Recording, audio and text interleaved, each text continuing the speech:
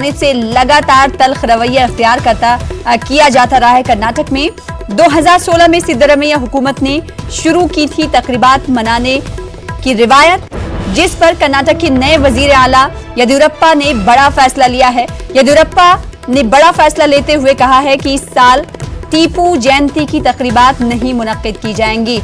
सियासी तौर पर भी, सरकारी तौर पर भी टीपू जयंती की तकरीबात 2016 से मुनक्किद की जाती रही हैं कर्नाटक में, और इस पर हमने देखा है कि सियासी वार और पलटवार भी होता रहा। इस बीच कर्नाटक की बागडोर संभालने के बाद येदियुरप्पा ने बड़ा फैसला लिया है। इस खबर पर मजीद बातचीत करेंगे, रुख करेंगे रऊफ का। हमारे साथ हमारे नुमाइंदे जुड़ रहे हैं। रऊफ, इस फैसले को किस तरह से देखा जाए? बीजेपी पहले से ही टीपू जयंती की तकरीबात को लेकर मुखालिफत करती आ रही है, और अब जब बागडोर संभाला है येदियुरप्पा ने, तो सबसे बड़ा फैसला यही ले लिया कि इस साल तकरीबात मुनक्किद नहीं की जाएंगी टीपू जयंती के हवाले से। जी बिल्कुल भी, येदियुरप्पा ने तवक्को के मुताबिक जो है टीपू जयंती की तकरीब को रद्द करार दिया है। इससे पहले जो है साबिक वजीर आला सिद्धरामैया ने सरकारी सतह पर पहली मर्तबा सरकारी सतह पर टीपू जयंती की तकरीबात मनाने का आगाज किया था। टीपू सुल्तान का यौम पैदाइश मनाने का आगाज किया था, लेकिन उसके बाद जो है ये सिलसिला जारी रहा। कुमारस्वामी की भी हुकूमत आई, इस हुकूमत में भी जो है कुमारस्वामी की हुकूमत में भी इसका इनकाद अमल में आया, लेकिन अब जबकि येदियुरप्पा बीजेपी की हुकूमत आ चुकी है, येदियुरप्पा ने चंद ही दिन पहले अपने अहदे का जायजा लिया है, तो इन्होंने आज जो है ये ऑर्डर इशू कर दिया है कि टीपू जयंती नहीं मनाई जाएगी, और इसे उन्होंने रद्द करार दिया है। जी रऊफ, ये बताइएगा कि क्या इसी साल के लिए ये बड़ा फैसला माना जाए, या फिर आगे भी सरकारी तौर पर बीजेपी टीपू जयंती की तकरीबात नहीं मनाएगी? जी देखिए, इसी साल के लिए ही नहीं, ये आइंदा के लिए भी ये हुक्मनामा बरकरार रहेगा, क्योंकि यहाँ पर जो हमेशा जो है नवंबर की 10 तारीख को टीपू जयंती मनाई जाती थी, तो इस लिहाज से जो है आज जो फैसला लिया गया है वो ये हुकूमत, कम से कम ये हुकूमत रहने तक यही फैसला बरकरार रहेगा। और हम देखते हैं कि कर्नाटक के महकमे कन्नड़ा एंड कल्चर के तहत इसका इनकाद अमल में आया करता था, तो अब इसे जो है रद्द करार दिया गया है। और इस ताल्लुक से जैसा कि हम पहले भी देखते आए हैं कि हमेशा जो है टीपू जयंती के ताल्लुक से सियासत जोरों पर रही है। एक जानिब जो है टीपू के चाहने वाले, टीपू सुल्तान की तंजीमें जो है इस बात का मुतालिबा करती आ रही थी कि टीपू जयंती का इनकाद हो, तो इस मुतालिबे को अब इस फैसले के बाद बड़ा सवाल ये उठता है कि सरकारी सतह पर कर्नाटक की सरकार टीपू जयंती की तकरीबात नहीं मुनक्किद करेगी, लेकिन जो गैर सरकारी तंजीमें, क्या उन्हें इजाजत दी जाएगी कि इस हवाले से वो प्रोग्राम मुनक्किद कर सके? जी बिल्कुल भी, गैर सरकारी तंजीमें बाकायदा जो है इसका इनकाद कर सकती हैं। इससे पहले भी जो है सिद्धरामैया हुकूमत से कबल भी जो है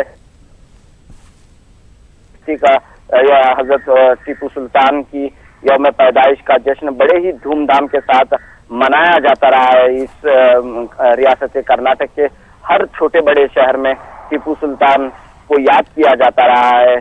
सरकारी तंजीमें हैं, टीपू सुल्तान के नाम से मंसूब कई तंजीमें तकरीबन रियासत के हर शहर में मौजूद हैं, तो ये तंजीमें जो है मनाती हुई आ रही हैं। और ये सरकारी सतह पर अगर इसको रद्द कर दिया गया हो, लेकिन गैर सरकारी सतह पर यह सिलसिला जारी रहेगा। जी रऊफ, जिस तरीके से बीजेपी का ये बड़ा फैसला है, कर्नाटक की सरकार का ये बड़ा फैसला है, इससे पहले हमने देखा था गुज़िश्ता सालों की अगर बात करें 2016 से पहले की, तब भी ये मामला ज़ेरे बहस आया, और हर बार जब 10 नवंबर के करीब आने का वक्त रहता है तभी ये मामला गर्माता है कि टीपू जयंती मुनक्किद की जाएगी, उसकी परमिशन मिलेगी या नहीं।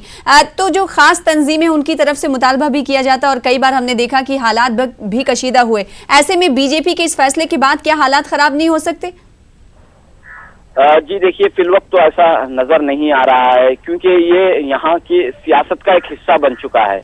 जब भी जहाँ भी टीपू सुल्तान का नाम आता है तो बीजेपी और संघ परिवार की तंजीमें फौरन मुखालिफत पर उतर आती हैं, चाहे वो टीपू सुल्तान के नाम पर यूनिवर्सिटी कायम करने का मामला हो, या फिर हजरत टीपू सुल्तान के नाम जो चंपेगौड़ा का जो इंटरनेशनल एयरपोर्ट है, बेंगलोर का जो इंटरनेशनल एयरपोर्ट है, जो उस एयरपोर्ट के लिए हजरत टीपू सुल्तान के नाम की तजवीज जब पेश की गई तो उस वक्त भी जो है बीजेपी ने पुरजोर मुखालिफत की। तो इस लिहाज से जो भी काम है अभी तक तो इस मुजाहिद आज़ादी के नाम पर कोई ऐसा बड़ा काम रियासत कर्नाटक में हुआ नहीं। इससे पहले भी जो है जब भी कोई काम होता है, जब भी कोई तजवीज पेश आती है तो फौरन इसकी मुखालिफत की जाती है और वो मंसूबा जो है ठंडे बस्ते पर चला जाता है। तो इस लिहाज से आज भी यही हुआ है कि टीपू सुल्तान की जो यानी येदियुरप्पा के इस फैसले से काफी हैरान होने की जरूरत नहीं है, जैसे पहला उनका इस हवाले से रवैया था वही है। बिल्कुल, ये तवक्कु के मुताबिक ये फैसला है। जी, बेहद शुक्रिया रऊफ हमारे साथ जुड़ने के लिए और इस हवाले से मजीद बातचीत करने के लिए।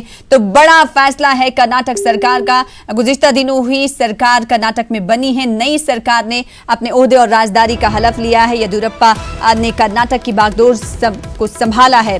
तो येदियुरप्पा का बजाते खुद ये बड़ा फैसला है। कल काबीना की मीटिंग मुनक्किद की गई थी जिसमें बड़ा फैसला लिया है। सिद्धरमैया हुकूमत 2016 से टीपू जयंती की तकरीबात लगातार मनाते हुए आ रही थी 2016 से लेकर अब तक, लेकिन इस बार कर्नाटक के नए वजीर आला येदियुरप्पा ने बड़ा फैसला लिया है। उनकी कैबिनेट ने फैसला लिया है कि इस साल से टीपू जयंती तकरीबात मुनक्किद नहीं की जाएंगी। हालांकि अगर गैर सरकारी तंजीमों की बात करें तो वो अपनी जानिब से इस हवाले से तकरीबात मुनक्किद कर सकती हैं। 10 नवंबर को टीपू जयंती की तकरीबात रियासत में मनाई जाती है। और दूसरी बड़ी खबर का रुख करेंगे जो कि फायरबंदी मुआहदे की खिलाफ वर्जी के हवाले से आ रही। पाकिस्तान ने फिर एक मरतबा फायरबंदी मुआहदे की खिलाफ वर्जी की है। जम्मू कश्मीर के कुपवाड़ा के टंगडार में खिलाफ वर्जी पाकिस्तान की जानिब से की गई है। दोनों जानिब से भारी शेलबारी का सिलसिला जारी है। तो इस वक्त की बड़ी खबर आपको दे रहे हैं, पाकिस्तान ने एक बार फिर से फायरबंदी मुआहदे की खिलाफ वर्जी की है। कुपवाड़ा के टंगडार में ये खिलाफ वर्जी पाकिस्तान की जानिब से की जा रही है। कहा जा रहा है कि दोनों जानिब से भारी शेलबारी का सिलसिला इस वक्त जारी है। तो पाकिस्तान की जानिब से फायरबंदी मुआहदे की खिलाफ वर्जी की गई है और जम्मू कश्मीर के कुपवाड़ा टंगडार में ये खिलाफ वर्जी की जा रही है। दोनों जानिब से इस वक्त कहा जा रहा है कि भारी शेलबारी जारी है। याहिया सुल्तान हमारे साथ कुपवाड़ा से जुड़ रहे हैं। याहिया, बताइएगा इस वक्त इलाके में क्या कुछ हालात बने हुए, कहा जा रहा है कि अभी भी शेलबारी जारी है, क्या कुछ अपडेट? जी सना, मैं आपको बता दूं कि कई मिनट पहले की जो है पाकिस्तान ने एक बार फिर जो है फायरबंदी मुआहदे की जो है खिलाफ वर्जी की और उन्होंने इस बार जो है हैवी शेलिंग की, जिसके नतीजे में दोनों तरफ से अब जो है भारी शेलिंग का सिलसिला शुरू हुआ और हिंदुस्तान ने भी मुंहतोड़ जवाब देना शुरू कर दिया है। तो मैं आपको ये बताता चलूं कि पूरे इलाके में इस वक्त जो है दहशत का माहौल है, क्योंकि टंगडार के जो LOC में जो इलाके हैं वो घरों में जो है इस वक्त सहम गए हैं और वो ये चाहते हैं कि वो उन बैंकर्स में पना लेकिन इस वक्त उनके पास वो बैंकर भी मौजूद नहीं, वो टूट फूट के शिकार हो चुके हैं। लेकिन इस वक्त अगर हम बात करें कि पूरे LOC पे जो अलर्ट हुआ है और दोनों तरफ से जो शलबाजी जारी है और लोग जो है वो घरों में सहम गए और पूरे इलाके में जो इस टंगडार में इस वक्त दहशत का माहौल पैदा हो चुका है। जी सर। जी, तो इस वक्त हालात कशीदा बने हुए हैं पूरे इलाके में और कहा जा रहा है रिहायशी इलाके हैं जहां पर पाकिस्तान लगातार फायरबंदी मुआहदे की खिलाफ वर्जी कर रहा है। उमूमन हम देखते हैं याहिया कि पाकिस्तान की जानिब से सुबह के औकात में या फिर रात में फायरबंदी मुआहदे की खिलाफ वर्जी की जाती रही है। ऐसे में दिन में 3 बज रहे हैं और इस वक्त अगर खिलाफ वर्जी फायरबंदी मुआहदे की जा रही, शेलबारी की जा रही है तो भारी नुकसान का भी खदशा।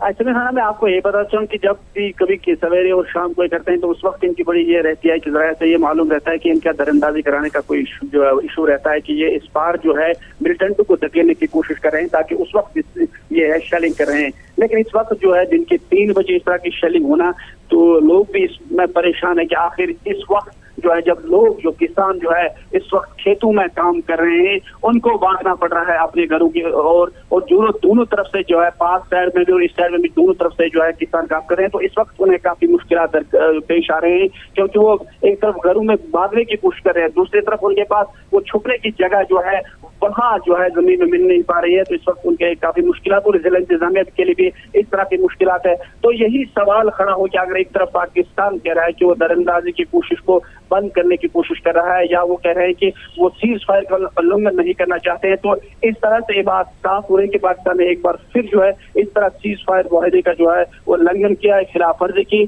तो इस तरह से लोग चाहते हैं कि अमन फिर से कायम हो कि दोनों तरफ से लोग अमन की बातचीत का अमल शुरू करें, ताकि इस तरह की सूरत हाल पेश ना जाए, लोगों के लिए मजीद मुश्किलात खड़े न हो। जी सना जी, बेहद शुक्रिया यही हमारे साथ जुड़ने के लिए और तफसीलात फराहम करने के लिए। तो इलाके में खौफ हरास का माहौल बरपा है, लोग दहशत में हैं क्योंकि पाकिस्तान की जानिब से शलबारी की जा रही है और दोनों जानिब से फायरिंग का तबादला जारी है, जिसकी वजह से जानी और माली नुकसान का भी खदशा लाहक है और लोगों में इसी वजह से खौफ हरास का माहौल देखा जा रहा है।